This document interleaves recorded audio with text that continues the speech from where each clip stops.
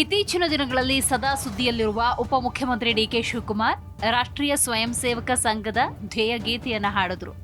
ವಿಧಾನಮಂಡಲದ ಅಧಿವೇಶನದ ವೇಳೆಯೇ ಡಿಕೆ ಶಿವಕುಮಾರ್ ಈ ಹಾಡು ಹಾಡಿದ್ದು ಒಂದು ಕಡೆ. ಇನ್ನೊಂದು ಕಡೆ ಆರ್ಎಸ್ಎಸ್ ಈಗ ಶತಮಾನೋತ್ಸವದ ಸಂಭ್ರಮಾಚರಣೆಯಲ್ಲಿದೆ. ಬಿಜೆಪಿ ಮತ್ತು ಆರ್ಎಸ್ಎಸ್ ವಿರುದ್ಧ ದಿನಂಪ್ರತಿ ಟೀಕಿಸ್ತಾ ಇರುವ ಲೋಕಸಭೆಯಲ್ಲಿ ವಿಪಕ್ಷ ನಾಯಕ ರಾಹುಲ್ ಗಾಂಧಿಗೆ ಈ ವಿದ್ಯಮಾನ ಭಾರಿ ಮುಜುಗರವನ್ನ ತಂದೊಡ್ಡಿತು. ಕೇಂದ್ರ ಚುನಾವಣಾ ಆಯೋಗದ ಓಟ್ ಚೋರ್ ಅಭಿಯಾನವನ್ನ ನಡೆಸ್ತಾ ಇರುವ ಇಂಡಿಯಾ ಮೈತ್ರಿಕೂಟದ ನಾಯಕರಿಗೆ ಡಿಕೆ ಶಿವಕುಮಾರ್ ವಿದ್ಯಮಾನ ಇರುಸು ಮುರುಸು ಉಂಟು ಮಾಡಿತ್ತು. ಈ ವಿಚಾರ ರಾಷ್ಟ್ರ ಮಟ್ಟದಲ್ಲಿ ಸುದ್ದಿಯಾಗುತ್ತಿದ್ದಂತೆ ಡಿಕೆ ಶಿವಕುಮಾರ್ ಸುದೀರ್ಘ ಪತ್ರಿಕಾಗೋಷ್ಠಿಯನ್ನ ನಡೆಸಿ ಕ್ಷಮೆ ಯಾಚಿಸಿದ್ದಾರೆ.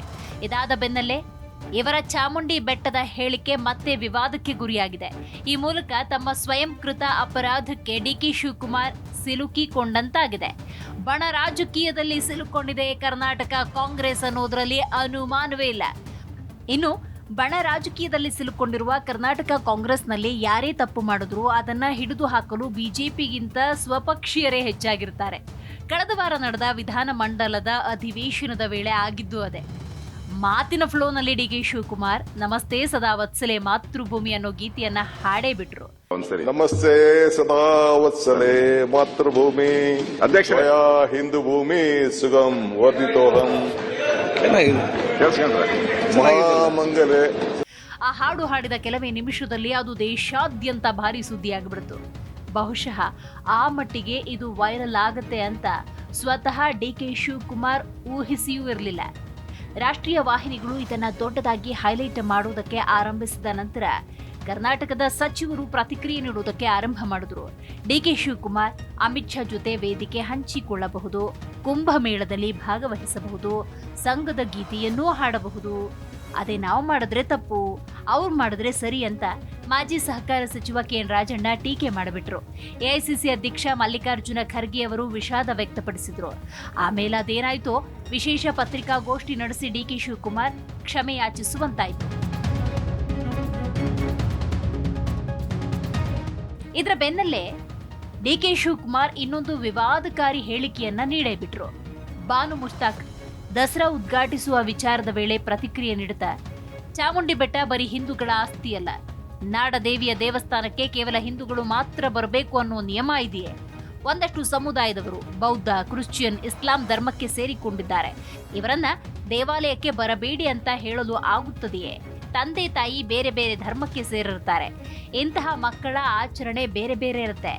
ಬ್ಯಾರಿಗಳು ನಮಗಿಂತ ಅದ್ಭುತವಾಗಿ ಕನ್ನಡ ಮಾತಾಡ್ತಾರೆ. ಅವರನ್ನ ಮುಸ್ಲಿಮರು ಅಂತ ತಳ್ಳಿಬಿಡಲು ಆಗುತ್ತೆಯೇ? ಮುಸ್ಲಿಮರು ಶ್ಲೋಕವೊಂದನ್ನ ಪಠನ ಮಾಡುವ ವಿಡಿಯೋ ನೋಡಿದೆ. ಅವರು ಸಹ ನಮ್ಮ ಧರ್ಮದ ಬಗ್ಗೆ ತಿಳಿದುಕೊಂಡಿದ್ದಾರೆ ಅಂತ ಹೇಳಿದ್ರು. ಡಿಕೆ ಶಿವಕುಮಾರ್ ಈ ಹೇಳಿಕೆ ಅವರಿಗೆ ರಿವರ್ಸ್ ಹೊಡೆದು ಬಿಡ್ತು. ಹೌದು, ಚಾಮುಂಡಿ ಬೆಟ್ಟ ಬರೀ ಹಿಂದೂಗಳ ಆಸ್ತಿಯಲ್ಲ ಅನ್ನೋ ಹೇಳಿಕೆಗೆ ಪಕ್ಷದೊಳಗೆ ಮತ್ತು ಹೊರಗೆ ವ್ಯಾಪಕ ವಿರೋಧ ವ್ಯಕ್ತವಾಗ್ತಾನೆ ಇದೆ. ಡಿಕೆ ಶಿವಕುಮಾರ್ ಮುಸ್ಲಿಂ ತುಷ್ಟೀಕರಣದಲ್ಲಿ ತೊಡಗಿದ್ದಾರೆ.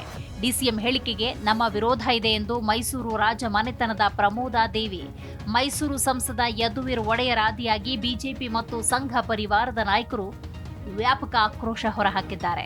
ಈ ನಡುವೆ ಗಣೇಶ ಹಬ್ಬವನ್ನು ಆಚರಿಸುತ್ತಿದ್ದೇವೆ.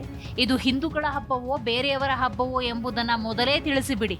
ನಿಮ್ಮ ಪಕ್ಷದಲ್ಲಿ ನಿಮಗೆ ಎದುರಾಗಿರುವ ಕಂಟಕದಿಂದ ಪಾರಾಗಲು ಚಾಮುಂಡಿ ಬೆಟ್ಟ ಹಾಗೂ ಸಂಪ್ರದಾಯದ ದಸರೆಯನ್ನ ಬಳಸಿಕೊಳ್ಳಬೇಡಿ. ಬಂಡೆಯೆಂದು ಬೀಗುತ್ತಿದ್ದ ನೀವು ಈಗಾಗಲೇ ಮುದ್ದೆಯಾಗಿ ಹೋಗಿದ್ದೀರಿ.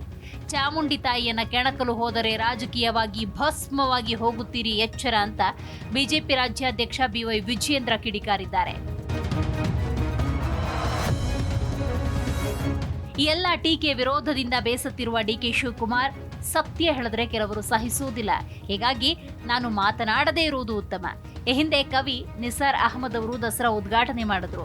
ಆದ್ರೆ ಈಗ ಬಾನು ಮುಷ್ತಾಕ್ ಅವರು ಬೆಟ್ಟ ಹತ್ತಬಾರದು, ಉದ್ಘಾಟನೆ ಮಾಡಬಾರದು ಅನ್ನೋದು ಎಷ್ಟು ಸರಿ?